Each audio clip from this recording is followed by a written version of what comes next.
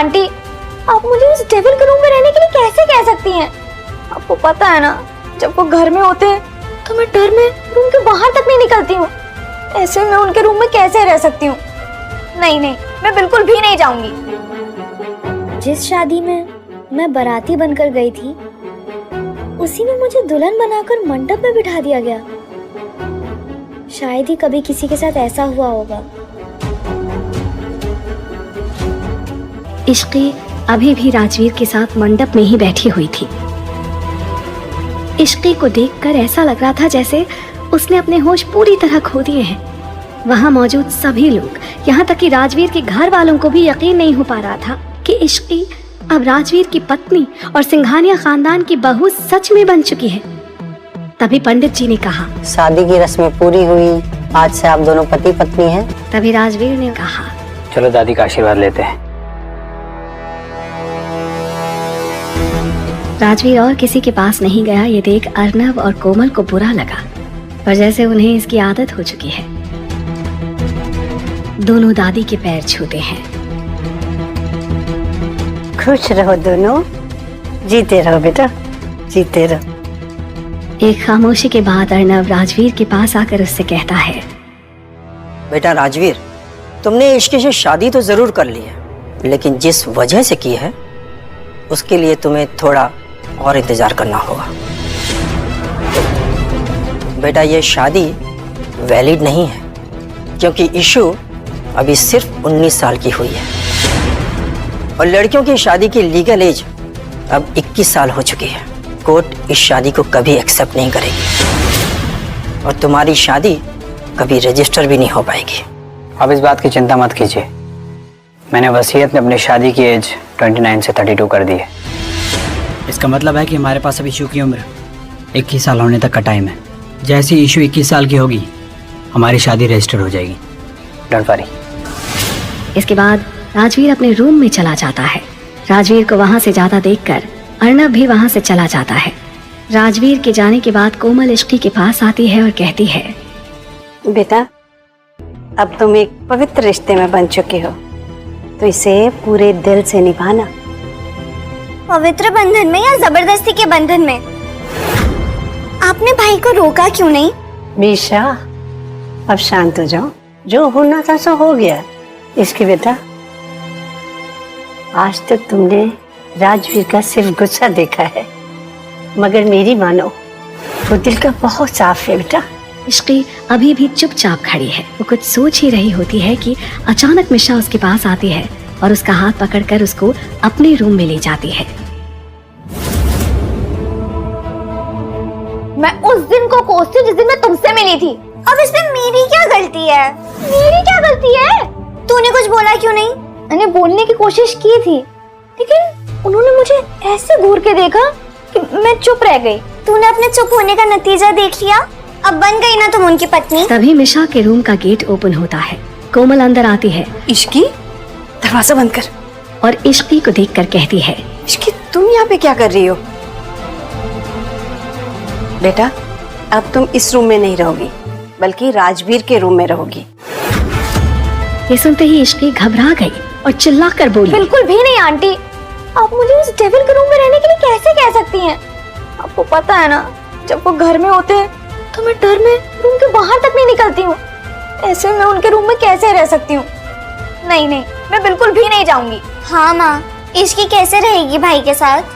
रूही मिशा से बड़ी पर उसकी सौतेली बहन थी, पर रूही राजवीर की सगी बहन थी।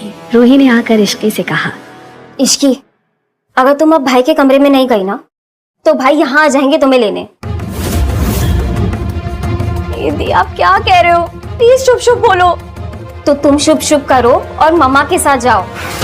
हाँ इश्की, चली जा, कहीं ऐसा ना हो भाई तुमसे गुस्सा हो जाए। इश्की उदासी भरी आवाज में धीरे से बोली, अच्छा ठीक है, मैं अपने कपड़े ले लेती हूँ।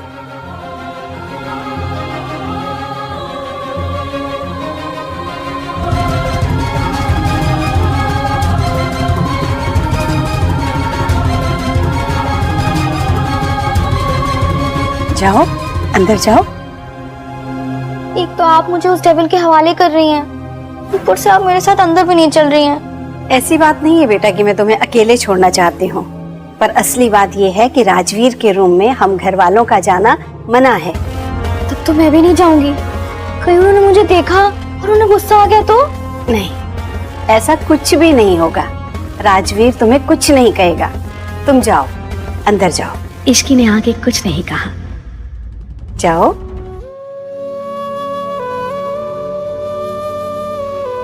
इस बार इश्की हिम्मत करके अंदर चली गई। उसने एक चैन की सांस ली और फिर मिशा को कॉल करने लगी। उधर मिशा कॉल उठाते ही बोली, क्या हुआ? कुछ नहीं, सिर्फ वो डेविल अभी तक दिखा नहीं है। ये सुनते ही मिशा ने चैन की सांस ली और बोली, चिल कर यार, तूने थोड़ी ना कुछ किया है।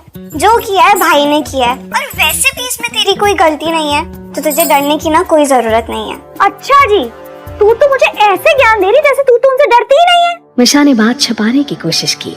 अरे अब मैं तो इसलिए डरती हूँ ना क्योंकि मैं हर दूसरे दिन कोई ना कोई कांड करती रहती हूँ, लेकिन तूने कुछ किया है नहीं ना, सो चिल। चिल की बच्ची, ये सब तेरी वजह से हुआ है। ना मैं उस दिन तेरे घर खाने पर आती और ना मैं फंसती। बस ये रात बीत जाने दे, फिर कल सुबह देख मैं क्या करती हूँ तेरे साथ। अच्छा, अगर तुझे इतना ही डर लग रहा है ना तो एक काम कर, भाई के आने से पहले चेंज कर ले और सो जा। मिशा, जहाँ पर जान का खतरा होता है ना, वहाँ नींद कहाँ आती है? अरे पागल लड़की, सोने का नाटक तो कर सकती है ना। चादर तान कर सो जा और सोने दे। आज के लिए इतना ड्रामा इनफ था। मिशा कॉल कट कर देती है। मिशा के फोन काटते ही, हेलो हेलो, मिशा की बच्ची, तेरी हिम्मत कैसी मेरा फोन कट करने की? सुबह हो जाने तो फिर बताती हूँ तुम्हें।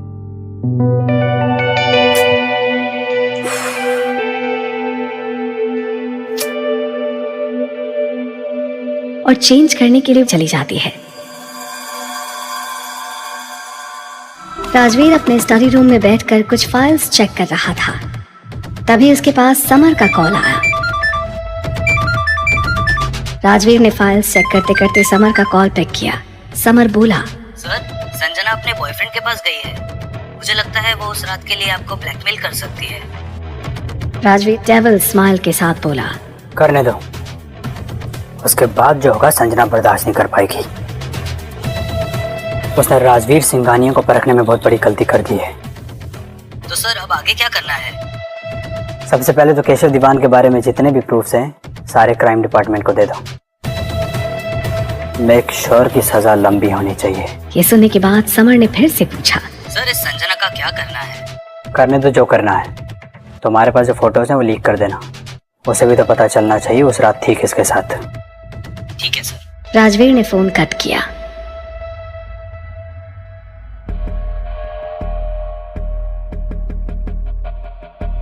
राजवीर जैसे ही अपने रूम में चेंज करने के लिए गया, उसकी नजर बेड पर सोती इश्की पर गई, जो कि सर से पैर तक खुद को चादर से कवर किए हुए थी। राजवीर उसको देखकर मुस्कुराता है और चेंज करने चला जाता है। इश्की कसकर अपनी आंखें बंद करके खुद से बोली, ओह गॉड, पता नहीं क्यों आज रात नींद भी नहीं आ रही है। मैं तो डेविल से पहले सो जाना चाहती थी।